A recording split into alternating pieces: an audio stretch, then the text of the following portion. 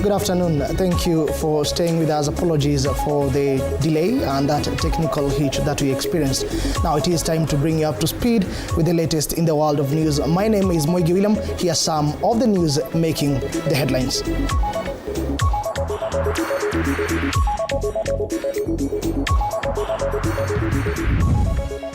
Tension is building up in Arpolo, West Pokot County, along the West Pokot and Elgeyo-Marakwet counties border after suspected bandits killed a police reservist Saturday evening. Wiper Party leader Kalonzo Musyoka has laughed off President William Ruto's efforts in DRC peace talks. When Ruto took over, the mistake he made in kutoa Uhuru Kenyatta when he was the chief mediator. Environmental stakeholders plant mangrove trees in Kilifi in marking World Wetlands Day. Iwe tu pia tunahimiza wale wakulima waweze kupanda miti kwa mashamba yao.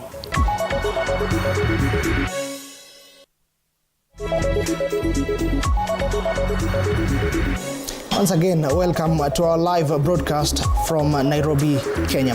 Starting off, tension is building up in Arpolo, West Pokot County, along the West Pokot and Elgeyo-Marakwet counties border after suspected bandits ambushed the village on Saturday evening at around 8 p.m. and killing a national police reservist. Clement Kiror, a national police reservist manning parts of Arpolo and Cheptulel, died while being rushed to Ortum Mission Hospital for treatment, minutes after he was attacked and shot by bandits believed to have migrated from the neighboring county. Pokot Central Sub-County Police Commandant, that is Nelson Omwenga, who confirmed the incident, said they are working to beef up security in the area.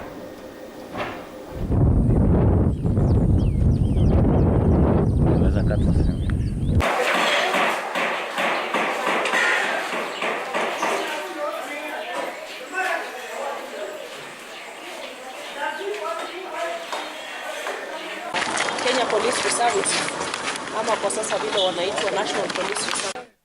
In other news, Wiper Party leader Kalonzo Musyoka has laughed off President William Ruto's efforts in DRC peace talks amid escalating tensions in the country's volatile eastern region. Musyoka has accused Ruto for failing to support the former president, that is Uhuru Kenyatta, in his various rounds of peace talks when he was the East African Community's peace ambassador. At the same time, legislators have continued to pile pressure on government of abductions and subsequent killings. Kalonzo was speaking in Kilome when consoling Kiluva's family who lost their mother at the age of 100 years. Mambo yanaendelea Kongo kwa sasa hivi ni magumu sana. President Felix Tshisekedi ni rafiki yangu. President Kagame pia is my friend. Nilienda huko na kusaidia to put together a coalition between Kabila, as he then was, and Tshisekedi. And when Ruto took over, the mistake he made in kutoa Uhuru Kenyatta when he was the chief mediator, refused to facilitate him, and then the whole thing went down to Angola. And yale yanaendelea Kongo kwa mfano. Inawezekanaje Rais Ruto anasema anaweza kusuluhisha maneno ya Kongo na Kenya anashinda? Anaweza kupeleka askari jeshi Haiti 12,000 kilometers. Na huku watu wananyakuliwa na magangsters. Ajue hao watoto wa maskini ambao wanatest, those children are as precious in the eyes of their parents as his own children are precious in his own eyes. For a sitting government to look for young girls, young men, that is very embarrassing. Let me tell you, even as local leaders, members of parliament, governors and all that, we are criticized. Unaona vijana ni wana criticize and you take it positive. If you take it positive, you improve. If you have a problem. As the world marks the Wetlands Day, coastal wetlands are facing unprecedented levels of degradation, heightened by climate change effects, rising human population, and high poverty levels. According to Rua Masham, the Kwale County Forest Conservator, the major cause of degradation of the mangrove forest areas are forces from the communities surrounding the forest. To address this challenge, Alison Jiro, an 11-year-old climate change ambassador, has begun an initiative to conserve the mangrove forest. Speaking during a tree planting exercise at the Sunza area in Kwale County, Wanjiro says that she has taken up the initiative because this is a critical aspect in marine ecosystem, but is facing degradation, mainly due to human activities and climate change effects. Ambao tunaishi katika nchi kavu tunafanya shughuli tofauti tofauti. Moja wapo ni ukulima, nyingine ni ukataji wa miti. So unaona kule tukiharibu kunakuwa hakuna zile bidhaa za miti. Watu sasa wana resort back to the mangrove forest area. So tungependa kuhimiza wakulima kwamba as the ambassador anafanya hii upanzi wa miti, iwe tu pia tunahimiza wale wakulima waweze kupanda miti kwa mashamba yao, because the presidential target ya 15 billion si kupanda kwa misitu ya serikali peke yake, gazetted forest, lakini ukiangalia hiyo flow ya areas to plant trees, most of the areas ziko katika community land, ziko katika private land, because ndio sehemu ambayo ina sehemu kubwa kupanda. So tunahimiza wananchi na wakulima na wanafunzi, tukipanda miti katika state forest pia tuende kwa mashamba zetu tuweze kupanda. Halafu tuweze kulima mashamba yetu kwa njia ya kuhifadhi. Kuhifadhi ni kwamba you do terraces in your farm so that when it rains, mchanga usije huku baharini ukaziba zile mangrove tena ikadegrade. In 3 years, I've planted 20,000 trees and participated in various environmental activities. And I'd like to say that I have a goal of planting 1 million trees by 2032, and also for 1 million trees in 5 minutes so that I can get into the Guinness Book World of Records. Pressure is mounting on Inspector General of Police Douglas Kanja to resign as leaders expressed discontent with how he's handling the growing cases of abduction. Laikipia North Member of Parliament Sarah Korere and her Kilgoris counterpart Julius Sunkuli have accused the administration of failing to handle the country's escalating kidnapping rate.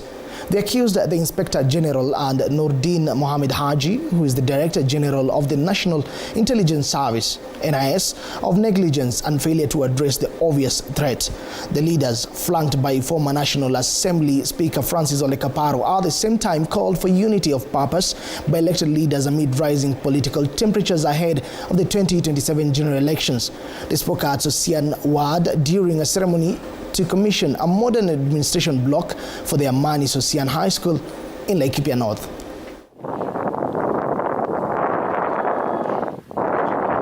Ningetaka tu kusema tumeona mambo mingi yakitendeka nchi hii na tunasikitika sana. Mimi nikizungumza kama Sara, kuna vijana wa constituency hii ambaye wamepotea na tujui nani anawashukua. Beraketi hata kijana nyoa wakitene, tunataka kusema hii abduction inaendelea nchi hii. Na mimi nataka kumuomba Inspector General Kanja, kama mtu amefanya makosa akamatwe, apelekwe kotini, ashtakiwe, lakini hakuna haki ya kushukua mtoto wa mtu apelekwe, tusijue kama amekufa, tusijue kama ako hai. And I want to tell the Inspector General, he has to come out and tell us what is happening. Hawezi sema ajui, na kama ajui a resign, wale watu wanajua waingie. Na saa zingine nashangaa ati Inspector General wa Police kusema ati ajui watu wamepotea namna gani. Sasa nani atajua? Tunataka kumwambia kama ajui ajaribu kujua. Because the government has a way of investigating. Na sio government politicians, ni government ya police. Because hiyo ndio kazi yao. Kutafuta what is the problem, kwa nini watu wanapotea, wengine baadaye wanapatikana wamekufa. Hiyo ni kazi ya police na tunataka kuambia wajaribu kabisa kufanya hiyo kazi. Kama hawawezi, walete hiyo resignation. Sisi katika bunge tutachagua mtu mwingine ambaye anaweza kuwa Inspector General wa Police.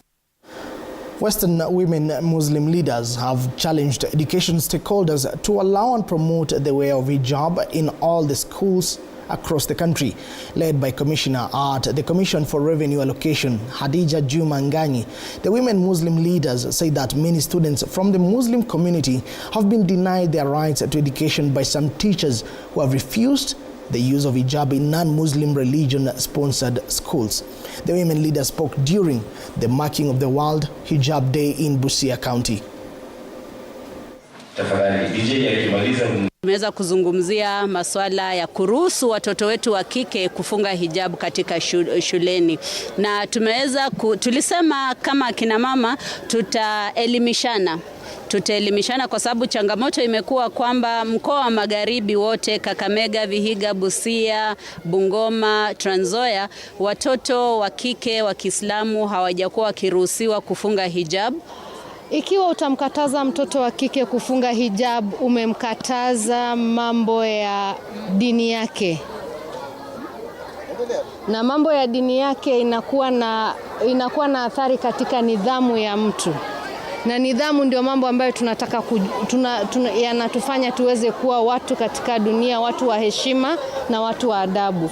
As a chair, tunajaribu kuinua kina mama wa Kiislamu, vile wa mama wa Kikristo.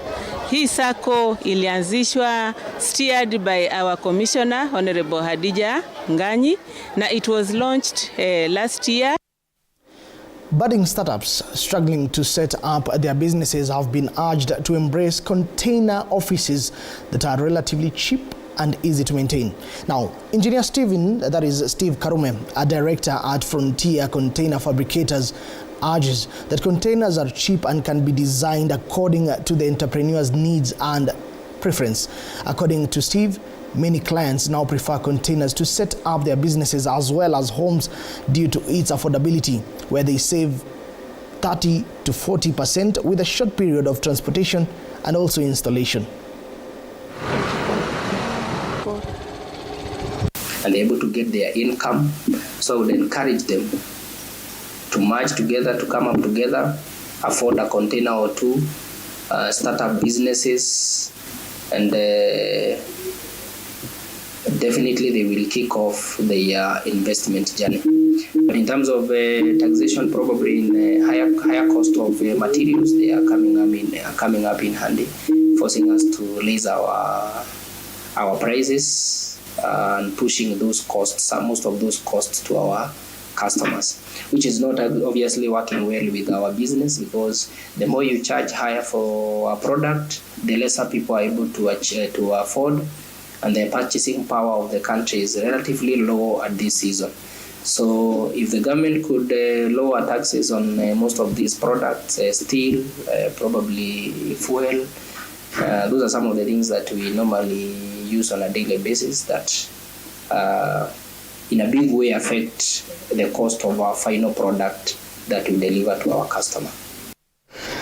In other news, in a significant move to improve healthcare access and ease congestion at Murang'a Level 5 Hospital, which has been struggling to accommodate the growing number of patients, Murang'a County government has launched a new dispensary in Mukoyo Market.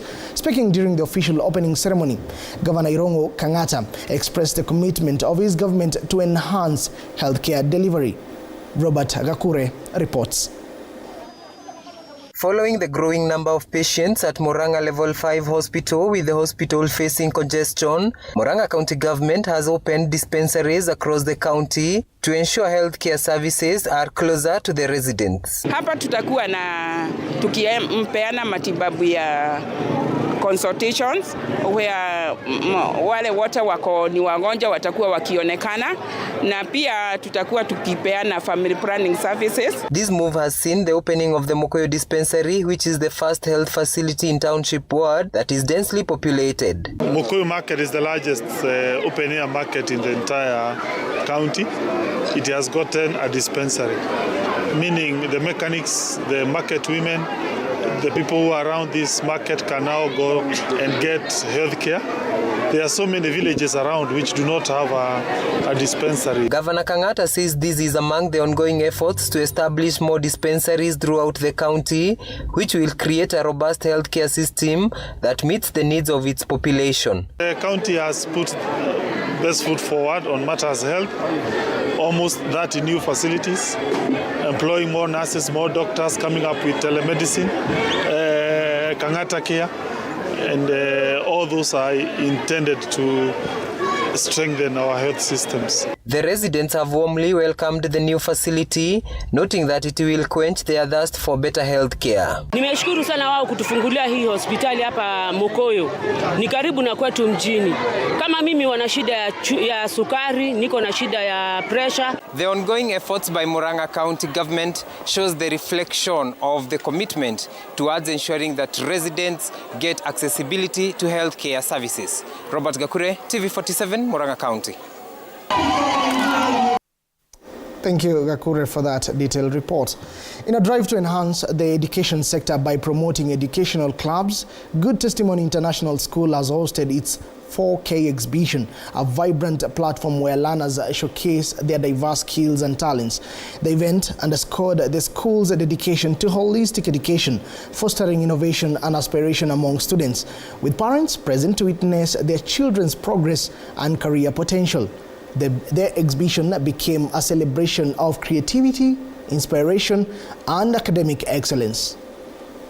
The event is very important for our children because it's going to boost their, let me say, what we call as their zeal towards agriculture, their know-how of agriculture, and their passion for agriculture. As they see and engage with the parents, they are so happy, and also the parents get to see great things that their learners are doing. Today we are having an exhibition for St. John's Ambulance Club and 4K Club. The main reason for having this is for our learners to be able to showcase to their parents and even to the world the skills that they have acquired in these particular clubs. They are able to show the content, the competence, the knowledge, the value, and the skills. I am in hydroponics. I'm happy to be here because I've seen that most of the parents are being enlightened, and most of them have said they're going to carry out these practices, and it really makes me happy. Today, our parents came to Good Testimony International School for our St. John exhibition, and I am very glad and very happy to see our parents that came. To see first aiders, to see dummies, to see everything that we've been doing throughout the year. And I would really like to thank the school for giving me this opportunity. We are doing the exhibition for 4K, and I am so happy to be here. And I am doing for the planter trees, and I'm so happy to participate in. Impeccable to hear those young learners speaking with a lot of knowledge on different topics. Now, industry leaders, animal welfare experts, policymakers, farmers from across the country have been urged to embrace, or rather set standards in poultry farming so as to achieve quality of the birds. The stakeholders convened at Mazuri Chicken and Egg Project Conference, where the event focused on advancing sustainable and humane poultry farming practices while also addressing challenges and opportunities in chicken welfare.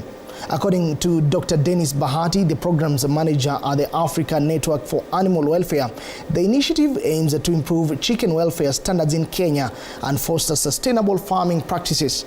Some of the poultry farmers who spoke have lauded organizers for the continued trainings that have indeed turned around their fortunes with a short time, hence improving their business and production.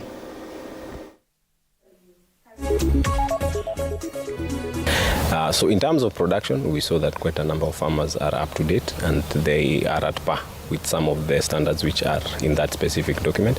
But where we saw there's a bit of a challenge is on the aspect of transportation, as well as marketing and the slaughter of these animals in specific market areas. Realized that 21% is what most of the farmers on average were able to achieve in terms of compliance, and the standard being a law by the fact that it's passed as a gazetted as a standard, as a KA standard, it means there's a lot of work to be done still.